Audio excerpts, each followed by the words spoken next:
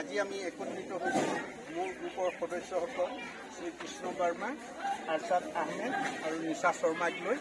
কাৰণ আমি বিকশিত ভাৰতৰ বিল্ডাৰখনৰ 2025 ৰেজিষ্টাৰ্ড সদস্য হওঁ।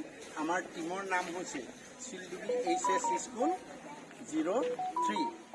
এই গ্ৰুপৰ মই হৈছোঁ group leader Shri Padmakanta Deori, assistant teacher, Shildubi HS school.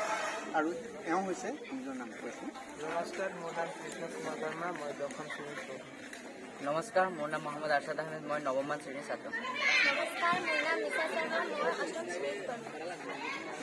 মোৰ গ্ৰুপক লৈ পেলাই আমি এটা সৰু প্ৰজেক্ট কৰিছোঁ যে স্বচ্ছ ভাৰত অভিযানৰ এটা সৰু অংশীদাৰ হিচাপে আমি ডাষ্টবিন তৈয়াৰ কৰাৰ ব্যৱস্থা কৰিলোঁ। স্থানীয়ভাৱে পোৱা সামগ্ৰীসমূহক লৈ আমি খুব কম খৰচতে এই ডাষ্টবিন তৈয়াৰ কৰিছোঁ। আমাৰ এটা বিশেষ মটো আছে, উদ্দেশ্য হ'ল কি যে আমাৰ স্কুলখন, আমাৰ ঘৰখন, আমাৰ স্থানীয় অঞ্চলটো যাতে পৰিষ্কাৰ পৰিচ্ছন্ন কৰি আমি ৰাখিব পাৰোঁ আৰু সমগ্ৰ ভাৰতত যি স্বচ্ছতা অভিযান চলি আছে সেই স্বচ্ছতা অভিযানৰ আমি এটা অংশীদাৰ হ'ব পাৰোঁ। তাৰ বাবে আমি এই ব্যৱস্থা লৈছোঁ আৰু ৰাইজক, স্কুলৰ ছাত্ৰ ছাত্ৰীক সকলোকে সজাগ কৰিম। তেওঁলোকৰ পেলনীয়া সামগ্ৰীবোৰ যাতে য'তে ত'তে ৰাস্তাই ঘাটে নেপেলায়, এই ডাষ্টবিনত তেওঁলোকে পেলায়। আমি ডাষ্টবিনটো স্কুলত, ঘৰত আৰু ৰাজহুৱা স্থানত ৰখাৰ ব্যৱস্থা কৰিম। আমি অংশীদাৰ হ'বলৈ পাই, স্বচ্ছতা অভিযানৰ অংশীদাৰ হ'বলৈ পাই নিজকে ধন্য বুলি ভাবিছোঁ। Thank U.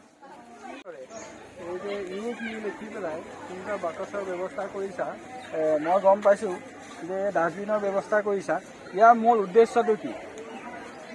আমি এই উদ্দেশ্যে এইখানে লৈছোঁ যে য'তে ত'তে জাবৰ জোঁথৰ পেলাই থকা বস্তুবিলাক য'তে ত'তে পেলাব নালাগে। আমাৰ এটা ডাষ্টবিন বনাইছোঁ, ইয়াতে পেলাব লাগে।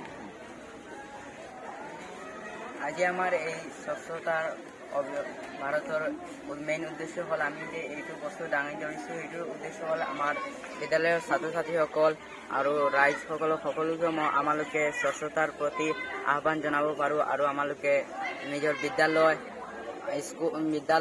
বা ঘৰত এইবিলাক ডাষ্টবিন আমি ৰাখিম, যাতে আমাৰ এই জাবৰ জোঁথৰবিলাক য'তে ত'তে পেলাব নালাগে আৰু স্বচ্ছতাৰ প্ৰতি আগ্ৰহী হ'ব লাগে।